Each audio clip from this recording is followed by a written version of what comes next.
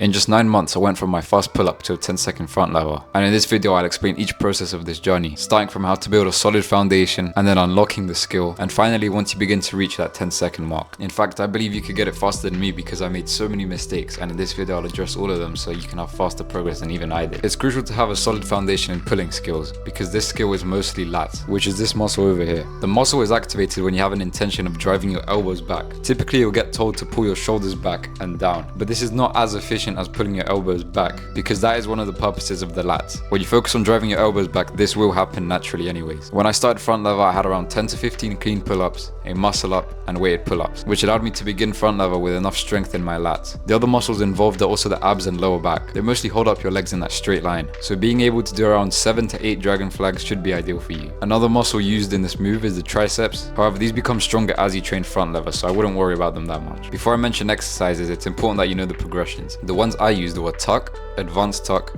one leg advanced tuck, straddle, and then the full front lever. So what exercises do I recommend? I used 4. They were raises, negatives, holds, and weighted pull-ups. I'll explain what each one is for and how to do them if you don't yet have the strength for them. You need to begin in an inverted hang and lower down under control. I recommend using the one leg advanced tuck progression when you first start, and if you have to use a band, then go for it. These work well for almost any exercise, not just front lever. Add a brief hold at the horizontal part, even if it's for just 1 second. Then aim to use a thinner band each session for that progressive overload. Once you can lower into a one leg front lever and without a band, repeat the same process with the straddle front lever, and then obviously you'll try and reach the full front lever. Just make sure the band is positioned above your glutes, not under them, or it basically becomes useless for the full front lever hold. The second exercise is front lever raises. This is the same as the negatives except you're going up. If you want to, you can combine these with the negative, meaning you could do a raise and then a negative and then the hold. As I mentioned with the negatives, try and hold them at the horizontal position to add more time under tension. The third exercise is holds. Same method with the previous exercises. Use the band on easier progressions and aim to hold each progression for about 5 to 7 seconds before moving on. These can be added in your negatives and presses as I said, but should also be done separately. If you're about to try full front lever,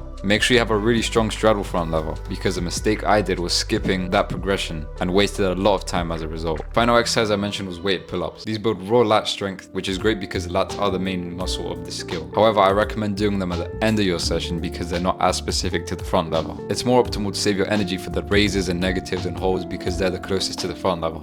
If you have to, then it's totally fine to do these weighted pull-ups on a separate day, just by themselves. And they are more versatile because they can even unlock you muscle ups and just a stronger pull-up in general. I personally didn't use these that much, but I've seen people make good progress with these. Just make sure to include your specific front level work, as that will help you to get the actual skill itself. How many sets and reps should you do? So when I was focused on unlocking the front level, I simply wrote down the exercises I would do and then decide how many sets and reps I should do on that session. Your energy is different every day, so it does not make sense to push yourself the same amount every day when you either didn't get enough sleep or enough food. In fact, if you feel like it's better to skip the session, then by all means do it, because it's much better to skip one session than get injured and skip 3 months of session. Listen to your body is my best advice, and sometimes you might feel stronger in one aspect of the skill than the other. For example, on a random day, I might feel stronger in my holds, but not as much on my raises. You will at some point unlock a 2 or 3 second front lever, maybe even more. I would keep training the straddle front lever until you have a 5 second full front lever, which in that case you would start doing the full front lever for volume training. The 3 methods that worked for me were drop sets, accumulation, and grease the groove. For drop sets, start in the full progression, and when you feel like you might lose form, switch to an easier progression. I usually did full and then advanced tuck one leg, and this worked well for me. This can be combined with the accumulation method. This is where you choose a number of reps or hold time and you aim for it across the entire workout. For example, I may aim for 25 seconds of hold time, meaning that I'll do drop sets until I reach that time. Grease the groove is another method I recommend, but be careful not to fatigue yourself because that is possible. Simply do 30 to 50% of your maximum hold throughout the day.